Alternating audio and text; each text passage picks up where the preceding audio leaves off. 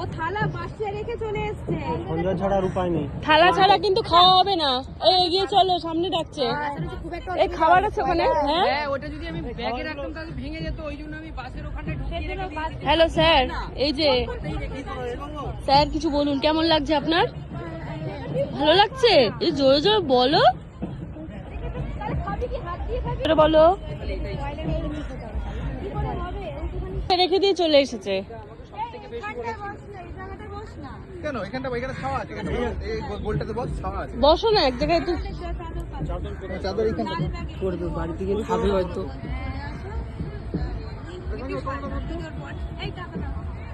তো বলছে ও আনতে পারবে না, ওই যে বলছে ওকে আবার দেখ না একটু জায়গা ছুটে ও দেখ। আরে না দাঁড়াও, কি বলছো? যে কোথায় বিয়ে বাড়ি হচ্ছে, আওয়াজ হচ্ছে, ওখানে চলে যাও, থালা পেয়ে যাবে।